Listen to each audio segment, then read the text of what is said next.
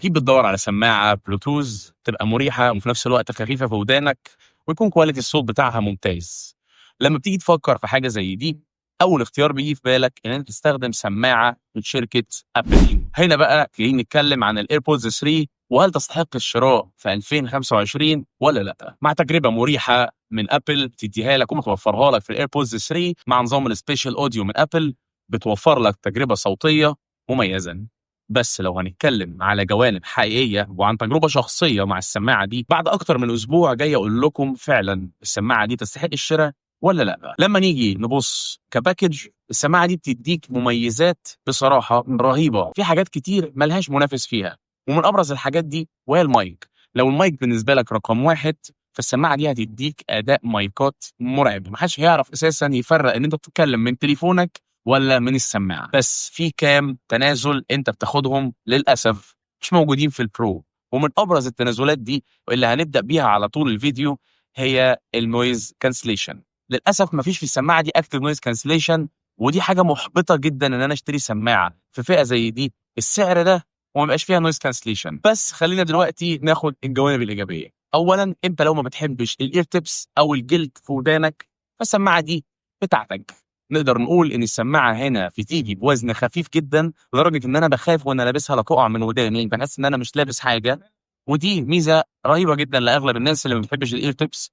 انا مش من الناس دي، انا من تيم الاير تيبس، بحب اخد تجربه الصوت المكتومه دي في الاير تيبس ان انا اسمع كل حاجه.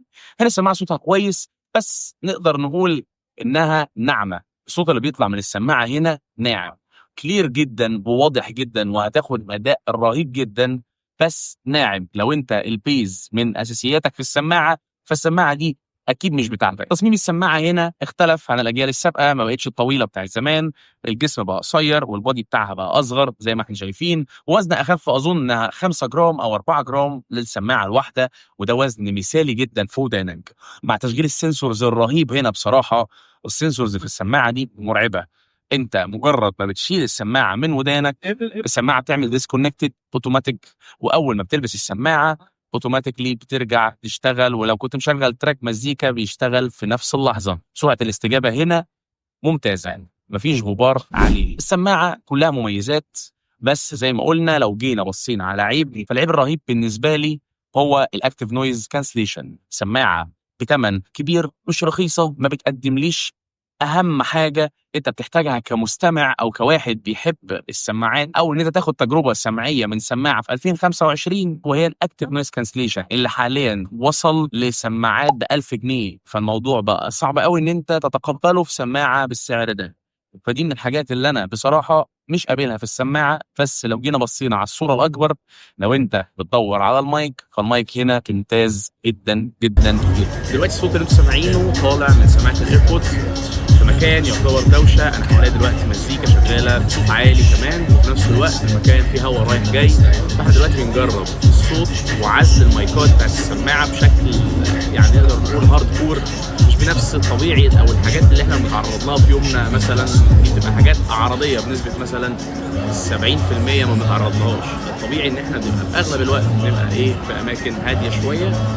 بس المقصد من التجربه هنا ان احنا نضغط شويه على السماعه نجيب اخرها نشوف الصوت هيطلع عامل ازاي من المايكات بتاعه الايربودز. هي بصراحه بمميزاتها برضو ان انت بتلاقي هنا السبيشال اوديو مميز قوي في الافلام. لو بتيجي تتفرج على فيلم او تسمع تراك مع حركه دماغك الصوت بيتاثر، ودي حاجه من المميز جدا ان انت تجربها. فكره الصوت ال 3 دي ليه متعه خاصه برضو عشان نقول الكلام اللي لينا واللي علينا. ده غير كمان انها جايه بمعيار الاي بي اكس 4، يعني ضد ان انت لو عرقت او جه عليها رشات ميه بسيطه مش هيحصل لها حاجه، بس ما بتغطسش في الميه، ودي نقطة لازم تاخد بالك منها كويس جدا. ننقل بقى للبطارية والشحن. بطارية السماعة هنا السماعة الواحدة هتديك 6 ساعات استخدام، بس طبعا ال6 ساعات دول مش هتاخدهم وانت مشغل تراكات بأعلى صوت ومشغل كل الفيتشرز بتاعت السماعة، هيبقى الموضوع أقل. ده اللي أبل أعلنت عنه، بس فعلا انت هتاخد من 3 ل 4 ساعات.